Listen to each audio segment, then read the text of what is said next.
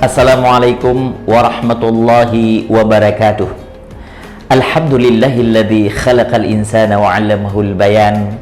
Fanasta'inuhu wa nastaghfiruh wa na'udzu billahi min syururi anfusina wa min sayyiati a'malina. May yahdihillahu fala mudhillalah wa may yudlilhu fala hadiyalah. Allahumma shalli wa sallim wa barik ala sayyidina Muhammadin nabiyil karim wa ala alihi wa sahbihi ajma'in. Amma ba'd.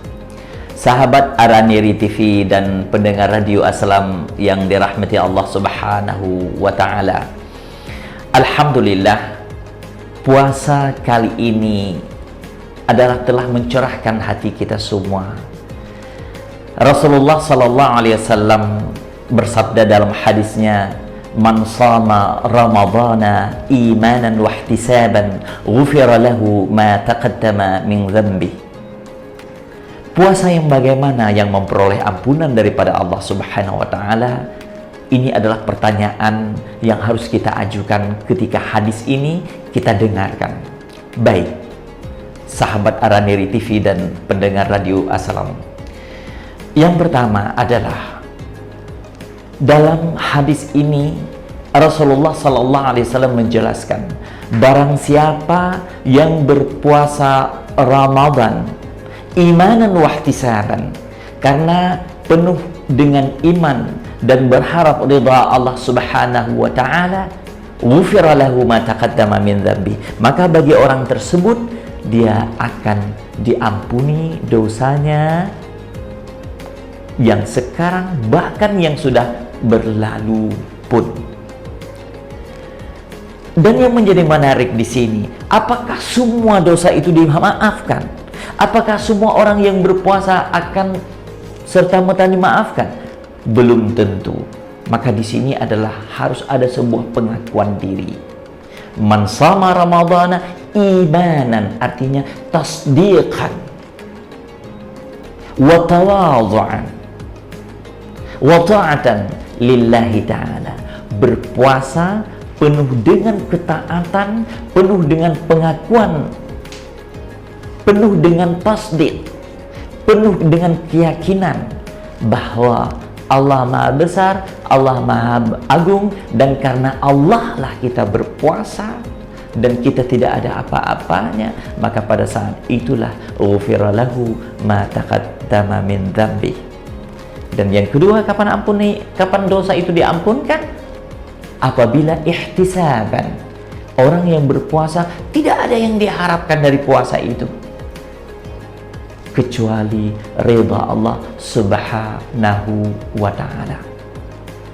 Sahabat Araniri TV dan pendengar Radio Assalam yang dirahmati Allah Subhanahu wa ta'ala, betapa banyak orang yang berpuasa laisa lahu min shiyamihi illa al-ju' wal 'atas. Betapa banyak orang yang berpuasa tetapi dia tidak memiliki apa-apa, dia tidak memperoleh apa-apa, dia tidak mendapatkan apa-apa dari puasa itu illal ju' wal 'atas, kecuali lapar dan dahaga.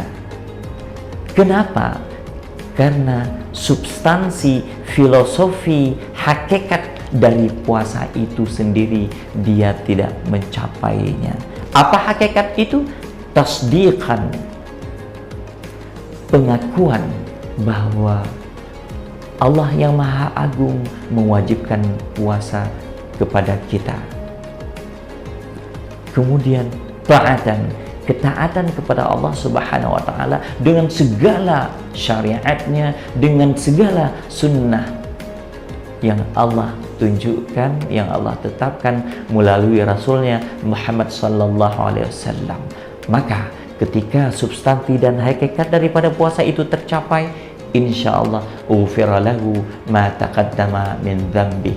Apabila tidak, maka sangat disayangkan orang tersebut berpuasa dan dia tidak memperoleh apa-apa dari puasanya illal ju' wal 'atas, kecuali lapar dan dahaga. Sahabat Araniri TV dan pendengar Radio Assalam yang kami hormati, dan yang sangat penting dari puasa ini, yang dalam arti secara bahasa adalah al-imsak, menahan diri, adalah sejauh mana puasa ini bisa memberikan perubahan bagi seorang mukmin yang taat, tunduk dan patuh kepada Allah Subhanahu wa taala.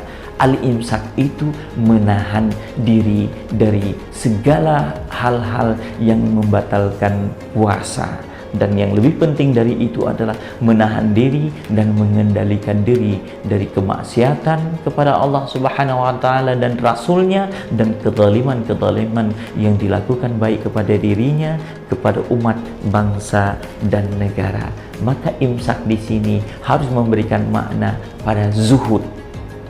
Artinya sejauh mana orang yang berpuasa itu bisa melepaskan diri dari keserakahan duniawiyah kepada keserakahan cinta kepada Allah Subhanahu wa taala dalam arti substantif dan hakiki. Demikian nasihat kami bagi sahabat Ar-Raniri TV dan pendengar radio Assalam. Moga-moga Allah Subhanahu wa taala memberikan kesehatan kepada kita semua, memberikan energi dan pemahaman yang kuat bagi syariat Allah Subhanahu wa taala dan sunnah Rasulnya, wabil khusus syariat puasa. Hadanallahu wa iyyakum ajma'in. Kurang lebih mohon maaf. Billahi taufiq wal hidayah. Wassalamualaikum warahmatullahi wabarakatuh.